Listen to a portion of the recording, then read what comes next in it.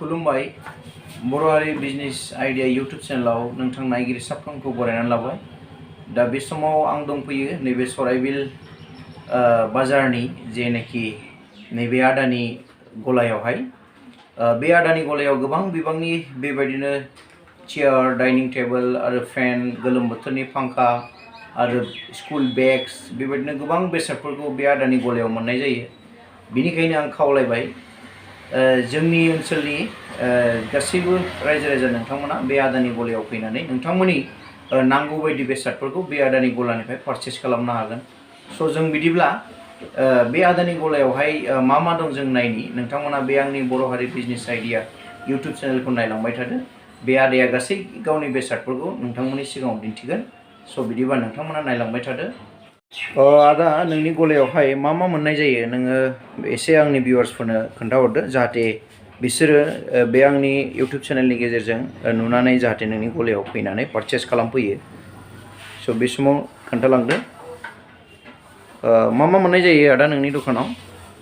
दा जेनेबा गरम बोथोरनि हिसाबै आंनि दखानावहाय नै बे फांखायानो जाहैबाय बिराद हेभि बे फांखाया।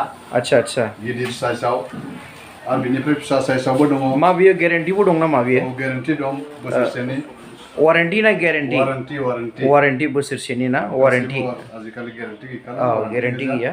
बे बिनिफ्राय एसे फिसा आरो खम रेन्जनि आरो बैयो बिनिफ्राय बयनिफ्राय फिसासिन, नाथाय बियो विथआउट कारेन्टजोंबो सोलियो, चार्जिं सिस्टेम। आच्छा ओरैनो कारेन्टआव सलायला चार्जबो जागोन बियो, फांखायाबो सोलिगोन, चार्जिंबो जाबाय थागोन, बिना कारेन्टनि सोलियो बियो।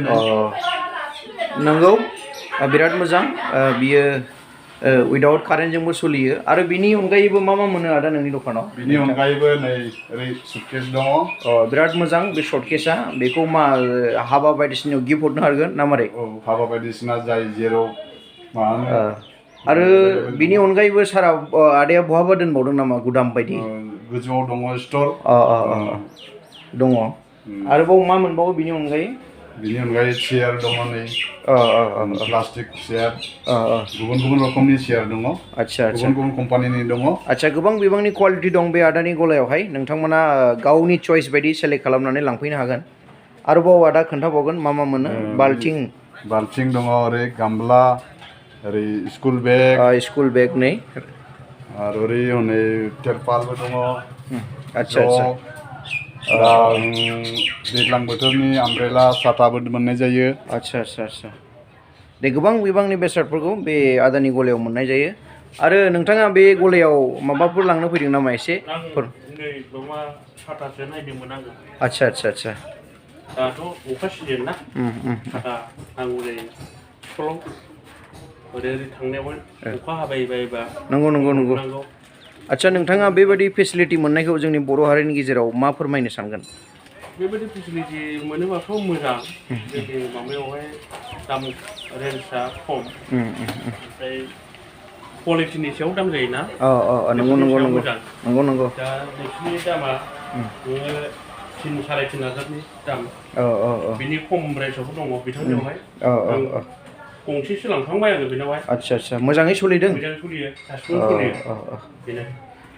दा हामबायसै गासै बर' हारि बिजनेस आइडिया यूट्यूब चैनल नायगिरि साफ्रोमखौबो आं बे समाव खावलायो, जाहाथे जों गावजों गाव बेबायदिनो बिजनेसाव डेभेलप जानो थाखाय जेरै बर' फालांगिफोरनाव हेफाजाब खालामो। आरो जों बयबो नाजानांगौ जे बिजनेस एबा फालांगिखौ जौगाहोनो थाखाय।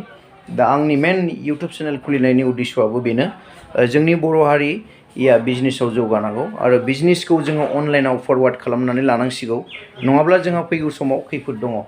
मानोना गुबुन हारिफ्रा गोबां बेबायदिनो दिनै गासैबो बिजनेसखौ अनलाइन खालामजोब्बाय। स' जोंबो बिनिखायनो गोख्रैनो एडभान्स जोङो गावजों गाव शेयार खालामलायनानै डिसकास खालामलायनानै बेबायदिनो अनलाइनाव सोनो एबा ससियेल मिडियायाव हगारनो जोङो नाजानांगौ।